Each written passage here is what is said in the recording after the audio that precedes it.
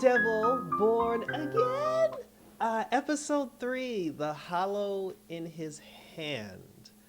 But the episode probably should have been called The Right Thing to Do. And it's your boy Icon with another Marvel television review for you, going over that Daredevil born again. And before we get started, hit that notification bell, like and or subscribe, and let's get started. Because this one actually was a little depressing at the end. It was just like triumph and tragedy. Both of that. Actually, that was a good title for it too, triumph and tragedy. So now the episode starts where we're with Matt Murdock, and he's talking to the White Tiger, and he's having like conversations with him about the trial and how everything's going to go. And then he told him a story. He said that he did a little whistle for him, and he said that in the city, like, a lot of people consider that whistle like noise, but he said, but for my people, for Puerto Ricans, but for Boricuas, he was like, like, it means everything to them. And he just talked about like how he wants to be free and how he wants to be with his family. So now they're doing the trial. The only way for them to win the trial now was, like, they have to prove that he was there to pretty much save someone, and that the whole thing with the officer dying was an accident. But the one officer who took, the one that lived, the one who took the stand, he said that it was just him and his partner on the platform, and like, White Tiger just showed up and just, like, started beating on them for, like, no reason. So then Murdock was like, aha, but I have the witness. Like, he said that I had the witness that was on the platform that day. And then that's when he overheard one of the other police officers saying, like, oh, the witness can't testify. So now he knows it's a setup. And the witness who said that, the one who was like, he can't testify, he had a Punisher tattoo on his neck. So now we've seen the Punisher logo, like, all over the place now. So, like, they're not hiding that. They want everybody to know that this is a whole thing. It's like the sons of the Punisher, or like people that are trying to I guess basically, like, do the bidding that they think the Punisher would want them to do. So they they end up getting the witness. So Murdock comes up with the bright idea. He has his boy Cherry. He pretend, because they knew that the cops knew that Murdock had the witness, because they even when he beat up those last two cops in the last episode, one of them ran up on him in the bathroom, and then he was just like, oh, a blind lawyer who can fight, and he was like, I don't know what you mean. So they ended up they found out where Cherry was going to get the witness. And when Cherry got the witness in the van and tried to drive him down to the courthouse so he could testify, the sons of the Punisher stopped the van, and then when they opened the van, nobody was inside, because they pulled a red herring, and they put the witness in a cab and sent him to the courthouse. So now that he's at the courthouse, he's on the stand, and he's ready to testify.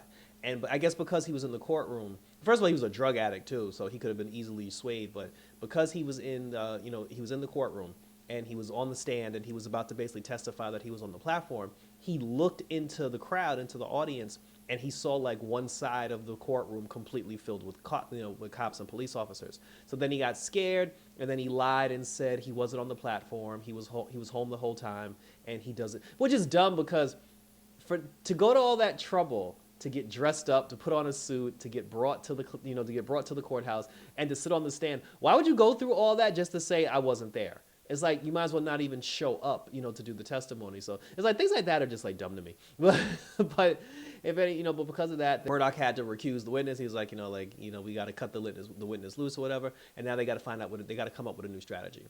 And Murdock was just like, yo, like, we don't have any cards left. Like, he was our only thing. Like, that witness was our only thing. So he was like, I don't know what we're gonna do now, but we're fucked. So that in the end. So then the next day, when the court proceedings continue, Murdock played the only card that he had left, and he actually put White Tiger on the stand. He put Morales on the stand, and when he put him on the stand, he asked him, he was like, hey, why? He said, why were you there? Why did you intervene when you saw, like, the person being beat up? Because he was just like, I didn't even know the guy's name that I helped until yesterday when he came in the courtroom. But he said, like, I helped him because, like, he was in trouble and it was the right thing to do. And then Murdock was like, well, that's not the only time you've helped people. And then he was like, I don't know what you mean. And then he pulls his mask out of his briefcase and goes, are you not the mysterious vigilante known as the White Tiger? And then everybody was like, oh my God. And then the judge pulled him and pulled both Murdock and the defense lawyer he's the defense lawyer, but Murdock and the other lawyer, he pulled them into the office, because the judge said, he was like, look, when the other attorney said that he was going to mention the White Tiger shit, you convinced me to not do it, because it had nothing to do with the situation, because he wasn't in the White Tiger vigilante costume. And I said, yes. He said, but now, after you convincing me to not let that evidence be brought to light, you're using it to help your case. And then Murdock was like, yeah, because they got to my witness somehow, and this is the only card that I had left to play. So then the judge was just like, look, he said, if you're going to do that shit, then it's open season on his family. And Murdoch even told him, because White Tiger, he was just like, you should have asked me. And he was like, yeah, but I was losing the case and I needed to come up with something. But he said that honestly, he said, once we win, you can never go out as White Tiger again. He was like, that's it. Like he said, because you've already been outed, like your family's been outed. And the other lawyer, he gave like the dumbest reason to try to like convict him of this criminal activity, because now that everybody knows he's the White Tiger, all these reports started coming out. They brought in other witnesses, people who were saved by White Tiger, like a little girl who said like she got saved from from being taken advantage of because White Tiger stepped in. A family who said that they were in a burning car and White Tiger pulled them out of a burning car. There were other people, even police officers, that said that I was trying to arrest a perp, he got the drop on me, and before like my life was over, like White Tiger stepped in and he helped me take down the perpetrator. And then Murdoch pulled out files. He said these are files by like Officer Cruz, like Officer Jenkins, like Officer Henry, like he said that these are all files from police officers saying that the White Tiger helped them and helped keep the community safe. They's like, does this sound like a cop killer to you? Does this sound like somebody that would intentionally go around murdering police officers?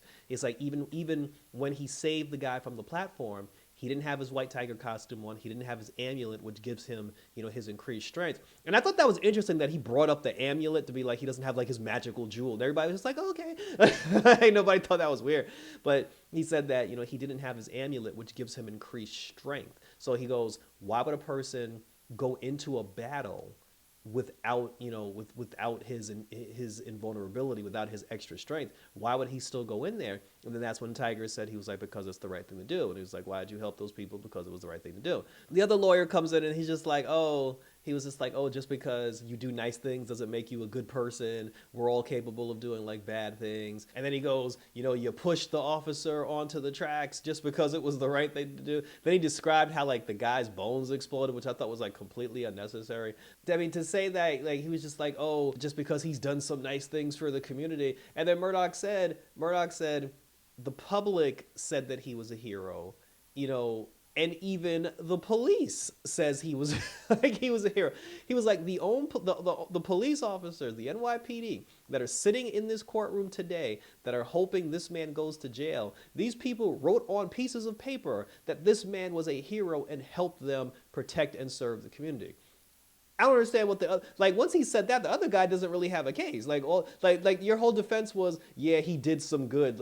He had a whole stack of files. He talked about he did some good. Like that's more than some good. But he's like, he did, just because he did some good doesn't mean he's incapable of doing bad things. And that still doesn't even mean like he purposely did it. So I'm like, okay, so worst case scenario, it was an accident. You know what I'm saying? But that doesn't mean he maliciously intend to push somebody in front of a train. That's why I was like, his argument didn't make any and I think he knew he lost at that point because like he was just really like angry and like fired up. He was just like just to be like, oh, he pushed him. I'm like, really? Like, allegedly. That was it. The case was blown. The jury came in. They acquitted White Tiger of all charges, and he was free to go. And when they acquitted him and he was free to go, the Kingpin was on TV, and he watched the whole trial, and he saw that the masked vigilante, known as the White Tiger, was acquitted of all charges. And then he asked his boy to go get BB, to go bring BB back. And then his other assistant was like, why would you want some random, like YouTube journalist when we actually have people at the New York Times? And he was just like, get BB immediately. Now that's it. I think Fisk knows that BB knows that he killed her uncle and vice versa. So he knows she wants to be close to him. So he's going to try to like use her to get what he wants. Fisk's whole thing was he's just upset because he was like, I said that I would get rid of vigilantism. And the fact that a vigilante walked free, he was just like, nah, I can't let that slide. So, but he's still in marriage counseling. His wife, him and his wife were supposed to walk away from like the dirty business so they can focus on like him being mayor. But his wife was still pulling the strings behind the scenes in certain things. And he was like, Vanessa, don't get me to a place where I can't trust you. And then she was like, oh, you're punishing me, Fisk. I'm like, bitch, you cheated with the like the fact it annoys me that Vanessa doesn't seem to care about her infidelity. It's just like, well, yes, I slept with someone, Wilson, but it was because of you, because you left. And I'm like, really? That's not an excuse.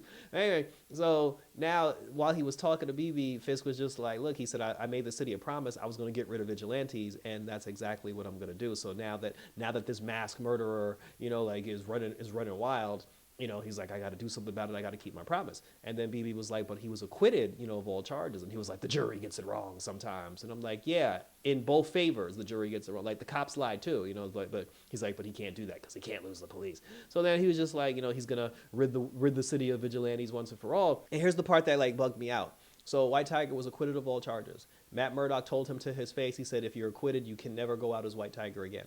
And I understand he gave the whole speech about, oh, it's a calling. He said that, it's not that I want to, it's not that I have to be White Tiger. He's like, I need to be White Tiger because he said the amulet makes you go out there to do these things, like it's a calling. Like he said, it's almost like breathing, and if you take the amulet away from me or take White Tiger away from me, he's like, I might as well stop breathing. I understand all that. However, the man just told you don't go out as White Tiger because now everybody knows who your family is and now you're a target. So I mean, at the very least, I understand it's a calling and you got to do what you got to do, but you could have at least taken like a week off from vigilantism just to let the heat die down. My man put on the suit and went outside the next day. Matter of fact, it wasn't even the next day. Like he got acquitted of all charges at 10 o'clock in the morning. My man put the costume on as soon as the sun went down, and I was like, God damn.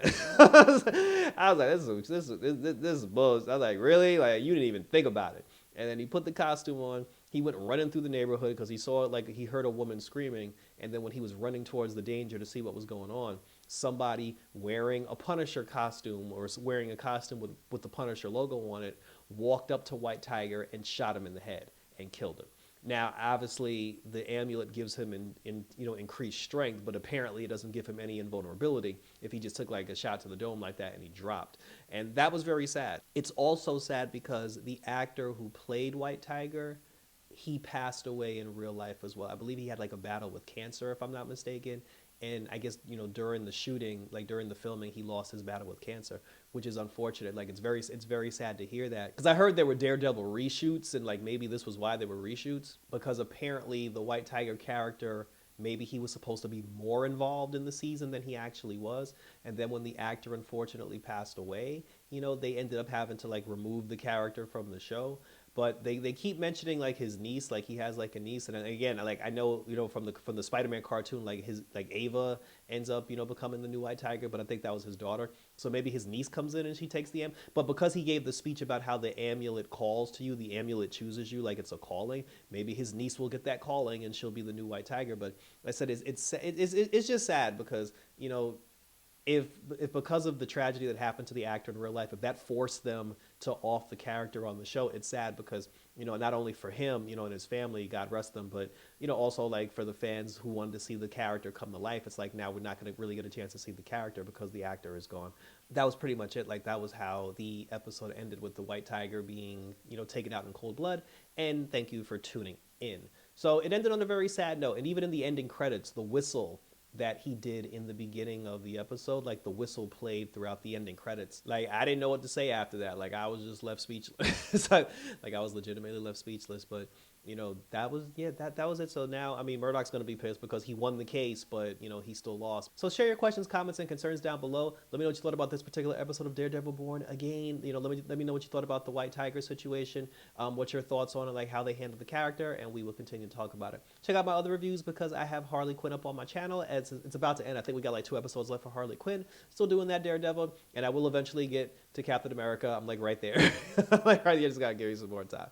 I said, check me out all over Instagram, on X, on Twitter, and TikTok. Yeah, that is X, where you can leave your questions, comments, and concerns as we continue to roll on for some more of this Daredevil goodness in here, good old New York City. So that was it, guys. So thank you for tuning in. So until next time, as we say goodbye to a true champion, Boricua forever. Until next time for some Daredevil action, we're out this bitch.